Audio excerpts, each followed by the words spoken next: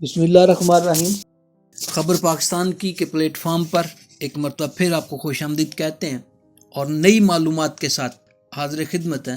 اس video کے اندر ہم ایک انتہائی اہم ٹاپک پر بات کریں گے کہ آج کل پاکستان میں ایک مرتبہ پھر مارشاء اللہ کے بارے میں پیشن گوئیاں کی جا رہی ہیں اور خطرات سے بھی متنبع کیا جا رہا ہے، کیونکہ سیاسی حالات دن بدن خراب ہوتے جا رہے ہیں۔ کوئی بھی سیاسی مخالف ایک دوسرے کے ساتھ بیٹھ کر بات کرنے کے لیے تیار نہیں ہے تاکہ کسی طرح سے ان مسائل کا حل نکالا جا سکے۔ تو اس بدلتی ہوئی صورتحال کے اندر کیا کیا تبدیلیاں آ سکتی ہیں؟ کیا ہمیں پھر سے پاکستان کے اندر میرے عزیز ہم وطنوں کا نعرہ گونجتا ہوا سنائی دے گا؟ اس انتہائی اہم اور لمحہ فکری ہے۔ پنجاب اور خیبر پختونخوا میں الیکشن کیس کا فیصلہ آ چکا، ملک کے سیاسی منظرنامے پر بھونچال بھی برپا ہو چکا۔ حکومت کی جانب سے سپریم کورٹ کے 3 ججوں پر مشتمل بینچ کے فیصلے کو ویلکم نہیں کیا گیا، بلکہ وفاقی کابینہ نے فیصلے پر تحفظات کا اظہار کرتے ہوئے اسے یکسر مسترد کر دیا اور اس مسئلے سے نمٹنے کے لیے ایک کمیٹی بھی بنا دی گئی۔ دوسری طرف نون لیگ کے قائد نواز شریف نے لندن میں بیٹھے پریس کانفرنس کی اور فیصلہ دینے والے 3 ججوں کے خلاف جوڈیشل کونسل میں ریفرنس دائر کرنے کا کہا۔ اس کے ساتھ ساتھ نواز شریف نے اپنے رونے بھی روئے کہ ان کے ساتھ کتنی زیادتی کی گئی اور اب ایک شخص کو اقتدار میں لانے کے لیے کیا کچھ کیا جا رہا ہے۔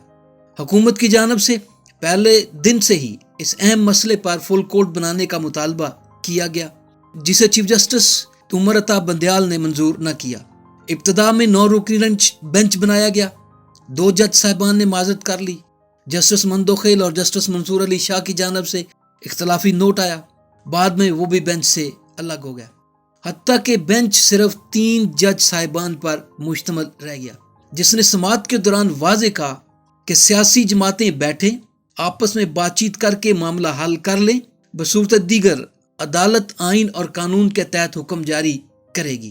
مگر نون لیگ اور پی ٹی آئی رہنما ساتھ بیٹھنے کی دور کی بات، وہ ایک دوسرے سے بات کرنا تو بہت دور، وہ تو ایک دوسرے کی شکل دیکھنے کے بھی روادار نہیں۔ عمران خان نے اپنے بیان میں کہا کہ وہ خود حکومت سے بات چیت کا حصہ نہیں بنیں گے، تو دوسری طرف خواجہ آصف نے کہا تیسرے فریق کے بغیر مذاکرات نہیں ہو سکتے، لہذا سپریم کورٹ کی جانب سے دیا گیا موقع استعمال نہ کیا گیا۔ اگر مذاکرات کر لیے جاتے، خود مل کر بیٹھ کر یہ رہنما میچورٹی کا ثبوت دیتے اور کوئی نہ کوئی فیصلہ کر لیتے تو آج شاید صورتحال مختلف ہوتی، ملک میں اس طرح سے حالات کشیدہ نہ ہوتے، اس طرح سے شعلہ بیانی نہ ہوتی، اس طرح سے سپریم کورٹ اور حکومت ایک دوسرے کے آمنے سامنے نہ ہوتے۔ لیکن یہ سب کچھ ہو چکا۔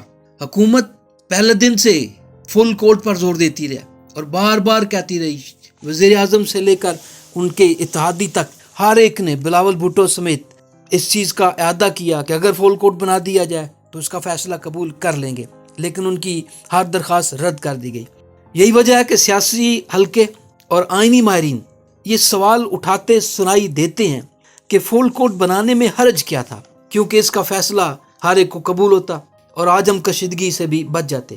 اب معاملہ بگڑتا دکھائی دے رہا ہے۔ پہلی دفعہ ایسا ہوا کہ وفاقی کابینہ نے عدالت کا فیصلہ مسترد کر دیا۔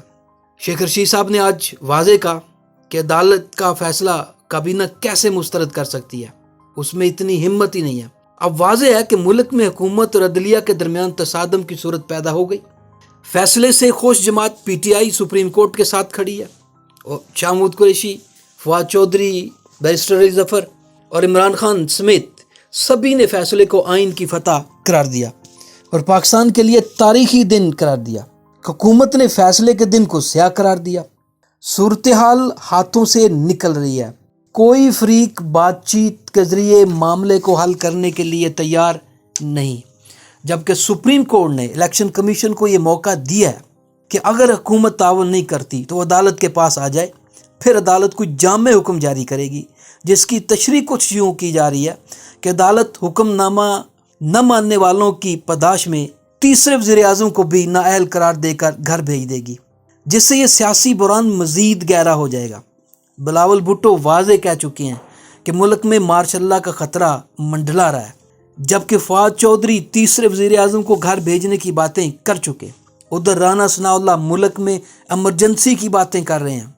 गोया के इन हालात का जायजा लेने के बाद हम इस खदशे का बरमला इजहार कर सकते हैं और किया जा रहा है कि जल्द मुल्क में मेरे अजीज हमवतनों का नारा सुनने को मिलेगा। जल्द कोई जनरल जाहिया खान या जनरल ज़ियाउल हक या जनरल परवेज़ मुशर्रफ सामने आ जाएगा और यूं मुल्क में जमहूरियत की बसात लपेटी जा सकती है। अभी तक तो पाक फौज तमाशा देख रही है, मामलात में कम भी मुदाखलत है, मगर सियासी जमातों के खिलाफ एक चार्जशीट ज़रूर तरतीब दी जा रही है। मुल्क में मार्शल लॉ के लिए जो आम तौर पर वजूहात माजी में पेश की गई, उनमें सियासी कशीदगी, ख़राब मुआशी सूरत हाल, अमन व अमान की सूरत हाल और करप्शन शामिल है, जो पाकिस्तान में पूरी हो चुकी हैं। ये वो शराइत हैं जो माजी में सामने रखी गई कि जनाब इनकी वजह से आपको मार्शल लॉ का सामना करना पड़ा। यही वजह है कि मुल्क का बाशऊर तबका इस खौफ में मुब्तला है कि कहीं फिर से मेरे अजीज हम वतनों का नारा सुनने को मिल सकता है। अगरचे हुकूमत सुप्रीम कोर्ट का फैसला मुस्तरद कर चुकी, इसके बावजूद इलेक्शन कमीशन ने आज बड़ा फैसला किया और वाज़ेह ऐलान किया कि अदालत के हुक्म की तामील की जाएगी और इलेक्शन शेड्यूल का भी ऐलान कर दिया। मगर हुकूमत मानने के लिए तैयार नहीं है। हालांकि हुकूमत के पास फैसला मानने के सिवा कोई चारा भी नहीं है। अगर इमरजेंसी की तरफ भी जाएंगे तो सदर ममलकत रस्ते में रुकावट आ सकते हैं, क्योंकि मुल्क में कोई ऐसी सूरत हाल नहीं है। मगर फिर भी हुकूमत इलेक्शन की तरफ जाने की बजाय तसादम को तरजीह देगी। ये हालात नज़र आ रहे हैं। बयानात देख लें आप, गुज़िश्ता चंद रोज़ के, वो वाज़ेह कर रहे हैं कि हुकूमत किसी भी सूरत इलेक्शन में जाने के लिए अभी तैयार नहीं है, जिसका नतीजा खौफनाक निकल सकता है। अब सवाल ये है कि क्या पाकिस्तान मार्शल लॉ का मुतहम्मल हो सकता है? सियासी जमातों की कारकर्दगी से नाला तबका जो कम तादाद में नहीं है मार्शल लॉ को वेलकम करेगा। जबकि हमें नहीं भूलना चाहिए, कुछ दिन कबल अमेरिका ने अपने बयान में कहा कि उसके जनरल आसिम मुनीर के साथ दरीना और अच्छे तल्लुकात हैं। मतलब कि हम ये समझ सकते हैं कि वो जनरल आसिम मुनीर को कबूल कर सकते हैं। यहाँ सवाल ये भी है कि क्या army chief general Asim Munir मुल्क की बागडोर संभाल सकते हैं?